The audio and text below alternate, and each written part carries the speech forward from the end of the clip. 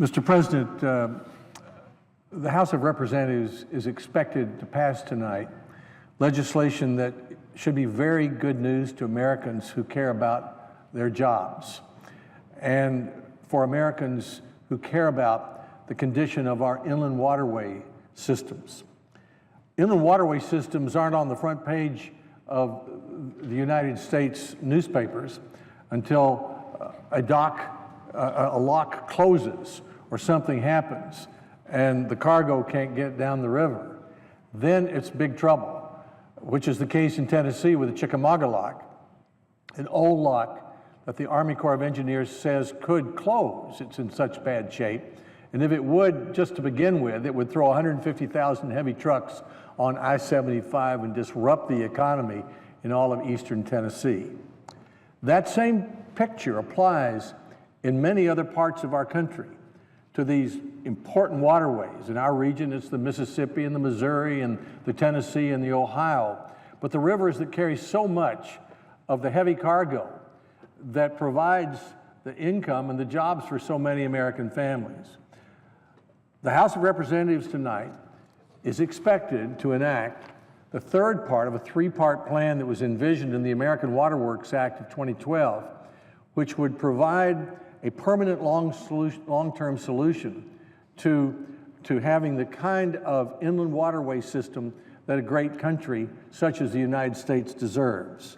I want to talk for a moment about the effect that has not just on our country, but on my home state of Tennessee.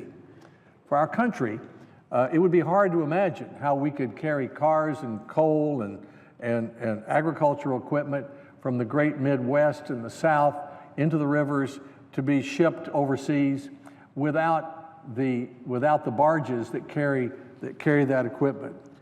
Millions of tons of cargo every year, and it's usually cheaper and faster than many other forms of transportation, and that means more jobs and more money in the pockets of Americans who are able to work for industries that are competitive. The legislation that the House is expected to pass will provide $260 million new dollars for inland waterway projects across the country over the next 10 years. It's important to note that this fee is paid entirely by the big barges, by the owners of the big commercial barges that use the locks when they go down the rivers, and that none of it would be paid by the fishing boats and recreational boats, which also use the locks. In other words, the big barges are going to pay more to get through the locks faster, to save money and to save time, and that's good for the fishermen as well without any more cost. This is the third step, as I said, in the American Water Works Act that was proposed in 2012. This step would increase by 9 cents the way the fee is calculated that the big barge companies pay to go through the locks. The barge companies have volunteered to do this. They've been pleading with the United States Congress to say, please raise the fee we pay to go through the locks so you can use the Corps of Engineers to replace the locks so we can go through faster and cheaper. And so the House is taking steps to do that tonight. The fee will increase from 20 to 29 cents per gallon of fuel used. And as I said, about $260 million of that over the next 10 years will go to help repair these locks. The first two steps in the plan of the American Water Works Act were enacted by law earlier this year as part of the Water Resources Reform and Development Act. Step one was to take the Olmsted Lock in Ohio and treat it separately because it was soaking up all the money that might be available for all the other locks in the country. Step two was to create a prioritization of a lock. So we didn't come here every year and say, my lock is more important than your lock. And in fact of that, the Chickamauga Lock in Tennessee became number 4. And the third is the user fee that I talked about earlier. What difference does this legislation mean for the state of Tennessee and the Chickamauga Lock?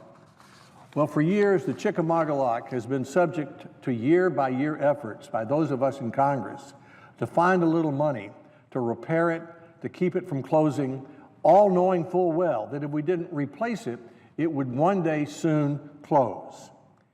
Those days are over. This is a long-term solution that says, number one, the Olmsted Lock, which has been soaking up the money, is been reduced.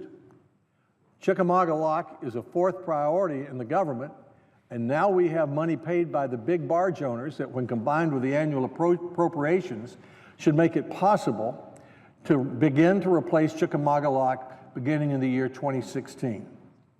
That would mean that it would still take several years to replace the lock. It would mean that it would still cost about $500 million.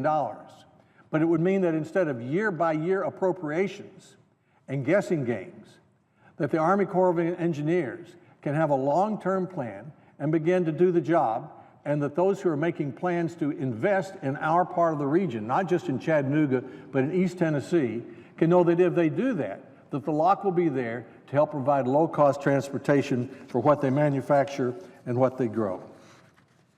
I want to thank a variety of people who've taken great leadership in this. The senator from Pennsylvania, Senator Casey, and I have been the joint sponsors of this legislation in the Senate.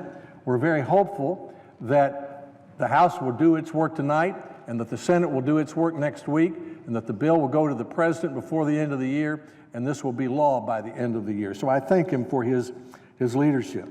I also want to congratulate Congressman Fleischman of Chattanooga, who rounded up a group of Republican members to support this effort, and Congressman Duncan from Knoxville. Speaker Boehner has been very helpful. Congressman Kemp has been very helpful. Here in the Senate, I would like to thank Senator Vitter, who's the ranking member of the Environment and Public Works Committee, for his leadership on this effort. And I'd like to thank Senator Reid, the majority leader, Senator McConnell, the Republican leader, for their cooperation on this. Nothing is ever done in the United States Congress until it's finally done. So this is passing the House tonight, and it's expected to pass the Senate next week. But it's very good news for Americans who depend on the inland waterways for their jobs, and in Tennessee, for a change, instead of a year-by-year appropriation, it's an effort, it's the first chance we've had to have a long-term solution to the replacement over the next several years of Chickamauga Lock, beginning as early as the year 2016. I thank the President. I yield the floor.